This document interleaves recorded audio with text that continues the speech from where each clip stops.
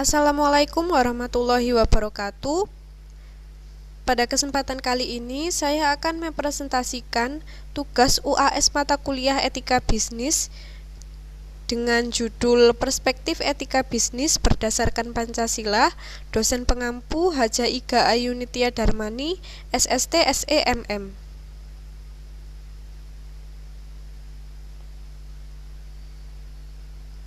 Sebelumnya, perkenalkan, nama saya Atika Hadawiyah Tufailah, NIM 01221082, Prodi Manajemen kelas A 01. Etika Bisnis Pancasila. Etika bisnis di Indonesia kita kenal dengan sebutan etika bisnis Pancasila.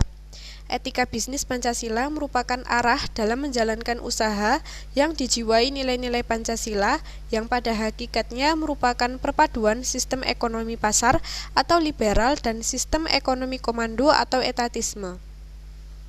Nilai-nilai Pancasila adalah sumber moral yang merupakan cerminan dari nilai-nilai keagamaan dan kebudayaan bangsa. Nilai-nilai tersebut tetap relevan sebagai pedoman atau pegangan dalam bersikap dan bertingkah laku dalam kehidupan bermasyarakat, berbangsa, dan bernegara. Dunia bisnis di Indonesia terlihat telah berkembang dengan sistem dan praktek bisnis kapitalistik yang tidak etik, karena menekankan pada pengejaran keuntungan sebesar-besarnya dengan kecenderungan mengabaikan hak orang lain, seolah bangsa ini sudah kehilangan etika dan karakter dalam berperilaku bisnis. Jikalau kapitalisme tak lagi terelakkan, bisakah kita membangun kapitalisme yang bermoral? Kita bisa menyebutnya sebagai etika bisnis Pancasila. Pancasila sebagai ideologi bangsa sudah seharusnya menjadi pegangan bagi setiap individu dalam menjalankan perannya di berbagai bidang kehidupan, termasuk dalam berperilaku bisnis. Setiap individu menjadi bagian dari bisnis, sebab bisnis membutuhkan orang sebagai pemilik, manajer, pekerja, dan konsumen. Oleh karenanya, menjadi tanggung jawab kita bersama untuk membangun kembali bisnis yang beretika Pancasila.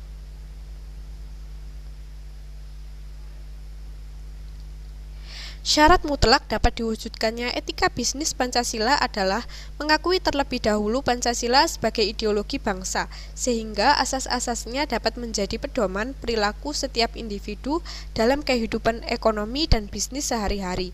Baru sesudah asas-asas Pancasila benar-benar dijadikan pedoman etika bisnis, maka praktek-praktek bisnis dapat dinilai sejalan atau tidak dengan pedoman moral sistem ekonomi Pancasila. 1. Keperluan pembentukan etika bisnis yang sesuai dengan kondisi bangsa. Landasan moral ini memberikan tuntutan bagaimana praktek-praktek bisnis dikendalikan oleh suatu dasar filsafat yang sama sekali menolak hubungan yang bersifat tindas-menindas. Oleh karena hubungan yang antagonistik seperti itu bertentangan dengan kemanusiaan yang adil dan beradab. Lagi pula, akumulasi modal berikut penikmatan hasil kemajuan perekonomian oleh sekelompok orang saja adalah tidak manusiawi serta bertentangan dengan falsafah keadilan sosial bagi seluruh rakyat Indonesia. Agar supaya semua cita-cita yang terkandung dalam pembukaan maupun batang tubuh UUD 1945 maupun yang berupa manifestasi hasrat bangsa Indonesia tidak menjadi mimpi indah yang utopis, maka idealisme ini seyogyanya mengambil ajaran dasar dari bumi tempat bangsa Indonesia berada. Dengan kata lain, diperlukan sebuah landasan idil yang berasal dari kandungan bumi pertiwi Indonesia, bukan lahir dari rahim dunia asing. Yang kedua, landasan dasar idil etika bisnis Indonesia. Tanpa memiliki sebuah visi yang memberikan pandangan ke masa depan, manusia menjadi tidak seimbang karena hanya mengutamakan keberadaan masa kini saja sebagaimana dilakukan oleh aliran hedonisme. Tenggelam dalam berbagai kesibukan masa kini, manusia kurang mampu menjawab tantangan masa depan. Manusia perlu mampu melihat ke depan secara futuristik, bahkan senantiasa memiliki hasrat besar untuk dapat mengetahui masa depannya. Corak masyarakat Indonesia yang agraris mengutamakan simbol-simbol idealisme dalam tatanan masyarakat gotong royong dengan dimensi yang serba supranatural dan supersensibel, yang adil dan makmur dalam sebuah ikatan-ikatan primordial berupa kelompok paguyuban atau Gemeinschaft. Simbol-simbol inilah yang muncul ke depan ketika di dalam sidang BPUPKI pada tanggal 1 Juni 1945, Insinyur Soekarno sebagai pembicara memberikan jawaban terhadap pertanyaan Ketua Sidang Dr. Ajiman Wadyodiningrat mengenai dasar negara Indonesia yang pembentukannya sedang dipersiapkan. Proyeksi ideal yang dikemukakan oleh Bung Karno ketika itu berkembang ke arah sebuah dasar filosofis yang di kemudian hari dikenal dengan nama Pancasila dan secara konstitusional diresmikan sebagai pembukaan UUD 1945 yang disahkan pada tanggal 18 Agustus 1945 di dalam sidang KNIP di Jakarta. Ketiga, Pancasila sebagai patokan etika dalam berbisnis.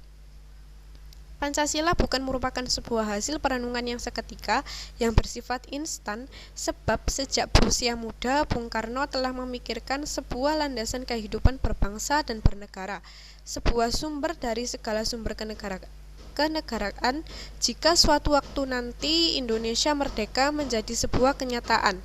Negara yang baru lahir memerlukan sebuah sikap hidup, sebuah way of life yang membedakannya dengan bangsa-bangsa lain di dunia dan di atas mana Republik Indonesia diletakkan dan sekaligus pula berfungsi sebagai alat pemersatu Indonesia dari Sabang hingga ke Merauke yang amat heterogen jika dilihat dari segi kesukuan, kebudayaan maupun agama dan kepercayaan. Keluhuran maupun ketinggian nilai budaya bangsa sepanjang sejarah itulah yang menjadi sumber dasar Pancasila menurut penggalinya Insinyur Soekarno yang kemudian dijadikan sebagai dasar negara. Pancasila sebagai sistem etika. Pancasila sebagai sistem etika mendasarkan penilaian baik dan buruk pada nilai-nilai Pancasila, yaitu nilai ketuhanan, kemanusiaan, persatuan, kerakyatan, dan keadilan. Kelima nilai tersebut membentuk perilaku manusia Indonesia dalam semua aspek kehidupannya. Meskipun nilai-nilai Pancasila merupakan kristalisasi nilai yang hidup dalam realitas sosial, keagamaan maupun adat kebudayaan bangsa Indonesia, namun sebenarnya nilai-nilai Pancasila juga bersifat universal, dapat diterima oleh siapapun dan kapanpun. Yang pertama, ada sila ketuhanan. Berdasarkan sila ketuhanan yang Maha Esa, maka etika bisnis mendapat dasar moral yang kuat oleh karena sila ini menjadi dasar yang memimpin kerohanian arah jalan kebenaran, keadilan, kebaikan, kejujuran, dan persaudaraan. Dalam lambang negara Garuda bersemboyankan Bhinneka Tunggal Ika. Berbeda-beda tetapi tunggal. Sila ketuhanan tergambar dengan pusat bintang cemerlang atas dasar hitam, sinar cemerlang abadi dari ketuhanan yang Maha Esa. Yang kedua, sila kemanusiaan. Sila perikemanusiaan mengandung prinsip hubungan antar manusia yang beradab serta mengandung keselarasan atau harmoni. Sila ini menolak interaksi manusia yang disebutkan Sartre sebagai hubungan penuh konflik. Dengan senyatanya sila perikemanusiaan mengandung asas menjunjung tinggi kemanusiaan, sehingga kegiatan bisnis dengan dasar sila perikemanusiaan juga menolak prinsip pencarian laba sambil menindas manusia lain yang sama sekali mengancam kemanusiaan. Lembaga bisnis merupakan lembaga kemasyarakatan yang bertujuan untuk menciptakan kesejahteraan manusia lahir dan batin. Konsekuensinya ialah bahwa segala aspek dalam penyelenggaraan bisnis harus sesuai dengan hakikat perikemanusiaan yang adil dan beradab. Etika bisnis berkewajiban mengembangkan sistem bisnis dengan moralitas yang menjaga harkat dan martabat manusia, bahkan harus menempatkan moral perikemanusiaan sebagai moral etika bisnis dalam kerangka Pancasila. Yang ketiga, sila kebangsaan atau persatuan. Sila persatuan atau kebangsaan menempatkan kepentingan tanah air sebagai prioritas pertama dalam melaksanakan bisnis, sehingga memiliki ketahanan mental dan moral untuk menangkal kegiatan bisnis tanpa mempedulikan kepentingan negara. Walaupun bakal menguntungkan secara pribadi, namun apabila menimbulkan kerugian atau bahaya bagi masyarakat, apalagi bagi negara, maka itu harus dihindari sebagai langkah bisnis yang keliru. Contoh yang mutakhir ialah perbuatan penyuapan, korupsi, kolusi, illegal logging, dan sebagainya yang menimbulkan bencana bagi negara dan bangsa. Disinilah diperlukan sebuah kehendak yang kuat untuk bersatu, bukan untuk mencerai-beraikan negara kesatuan Indonesia melalui perbuatan dalam sila persatuan atau kebangsaan. Keempat, ada sila kerakyatan. Sila kerakyatan mengandung cita-cita yang kuat bagi pemerataan sosial. Kesenjangan yang besar antara si kaya si miskin bertentangan secara diametral dengan sila kerakyatan. Sila kerakyatan merupakan cermin dari pelaksanaan demokrasi politik sekaligus juga demokrasi ekonomi yang diletakkan dalam sila keadilan sosial. Sila kerakyatan mengedepankan prinsip solidaritas sosial yang tinggi dan menolak prinsip saya untung kamu melarat dalam setiap kegiatan bisnis untuk mencapai prinsip win-win solution ditambah dengan mutual benefit seperti diteorikan oleh Kotler tahun 2003. Dan yang terakhir ada sila keadilan. Sila keadilan sosial merupakan cermin dari prinsip demokrasi ekonomi seperti disebutkan sebelumnya. Prinsip keadilan sosial merupakan tiang topang kemungkinan terjadinya kemiskinan masyarakat seperti diteorikan oleh Marx.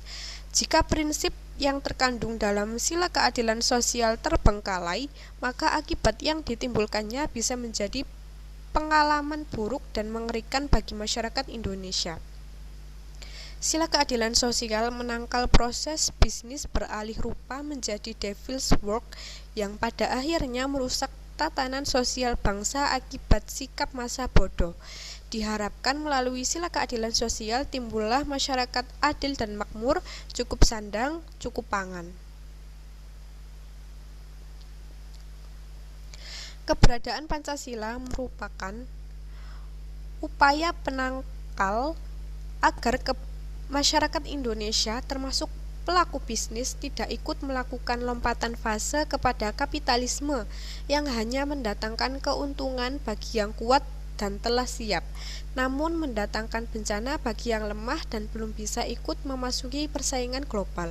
Sebagai dasar filsafat serta landasan idil, Pancasila menjiwai segala tindak tanduk dan kegiatan bangsa Indonesia, termasuk di dalam bidang kegiatan bisnis.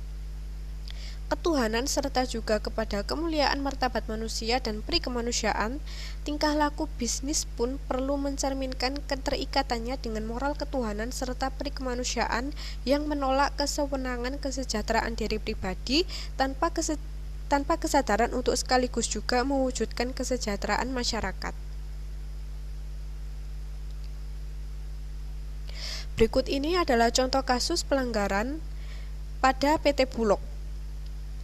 Kasus korupsi subsidi pangan rakyat miskin terjadi pada tahun 1999.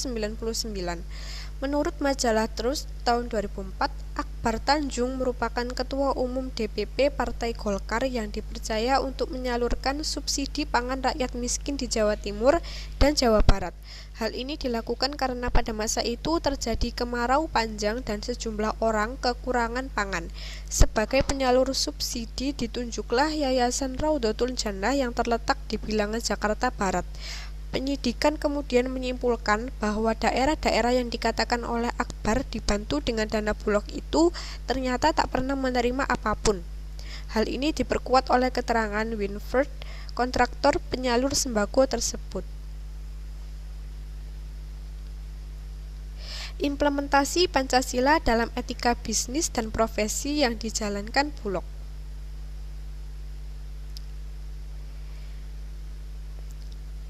Implementasi sila pertama ketuhanan yang Maha Esa. Pada beberapa kasus yang terjadi di Bulog seperti kasus korupsi, hal tersebut tentu bertentangan dengan ajaran semua agama yang mempunyai ajaran moral yang bersumber dari kitab suci masing-masing. Tidak ada ajaran agama yang memperbolehkan umatnya untuk melakukan korupsi, sehingga sila pertama Pancasila tidak diimplementasikan pada praktik etika bisnis dan profesi Bulog. Berikutnya, implementasi sila kedua, kemanusiaan yang adil dan beradab. Implementasi sila kedua dalam etika bisnis dan profesi adalah suatu tindakan atau perbuatan dianggap baik, bila perbuatan atau tindakan tersebut sesuai dengan hak asasi manusia. Teori ini sebenarnya didasarkan atas asumsi bahwa manusia mempunyai martabat yang sama. Dalam hal ini, Bullock telah melanggar implementasi dari sila kedua, terbukti dengan kasus korupsi subsidi pangan rakyat miskin yang dilakukan oleh Akbar Tanjung pada tahun 2004 silam. Berikutnya, implementasi sila ketiga Persatuan Indonesia. Apabila Bullock terus melakukan pelanggaran etika dan tidak dapat memperbaiki kinerjanya, hal tersebut tentu dapat menimbulkan perpecahan antara pejabat Bullock dengan rakyat kecil. Maka implementasi sila ketiga dapat terwujud jika Bullock mengutamakan kepentingan rakyat kecil.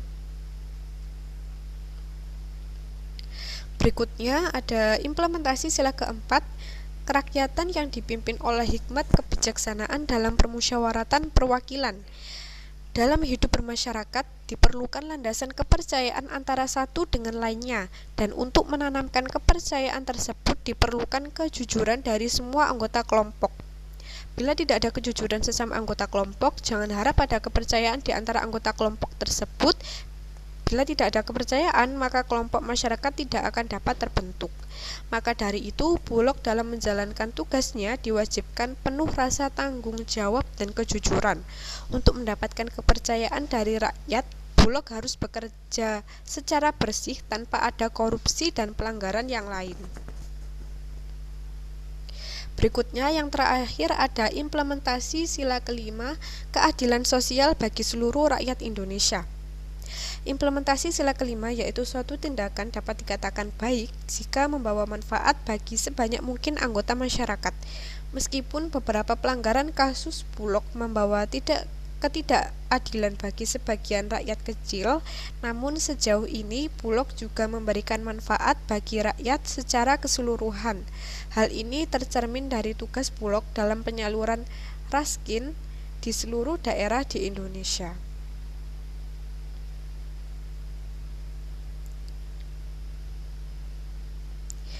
Berikut ini adalah solusi dari contoh kasus PT Bullock. Sebagai perusahaan umum yang memiliki fungsi untuk mengendalikan ketersediaan bahan pangan pokok secara berkelanjutan untuk masyarakat Indonesia, maka seharusnya Bullock mengimplementasikan nilai Pancasila sebagai sumber etika bisnis dan profesi. Pancasila yang merupakan sumber nilai-nilai moral seharusnya dijadikan pedoman untuk Bullock dan seluruh pejabat-pejabat yang berkepentingan. Hal tersebut bertujuan untuk menghindarkan Bullock dari pelanggaran etika bisnis dan profesi. Beberapa cara agar Bullock mampu mengimplementasikan nilai Pancasila adalah dengan yang pertama, meningkatkan kecerdasan spiritual pada sumber daya manusia yang berkecimpung dalam Bullock, memberikan pengertian bahwa tujuan akhir manusia seutuhnya bukanlah kekayaan materi di dunia. Kemudian yang kedua, meningkatkan kecintaan para pemangku kepentingan Bullock terhadap Indonesia dan pemahaman yang mendalam mengenai Pancasila sebagai sumber dalam berperilaku. Dan yang terakhir, meningkatkan moral dalam etika dalam berbisnis dan berprofesi, menjalin hubungan yang sehat dan bersih antara pemerintahan, pejabat Bullock, karyawan Bullock, rekan kerja, dan yang terutama adalah rakyat Indonesia.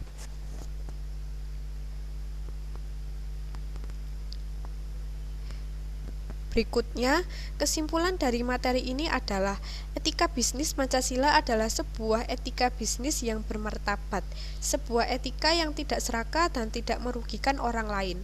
Etika bisnis Pancasila menghormati setiap usaha orang lain, tidak mematikan di antara sesama pelaku bisnis.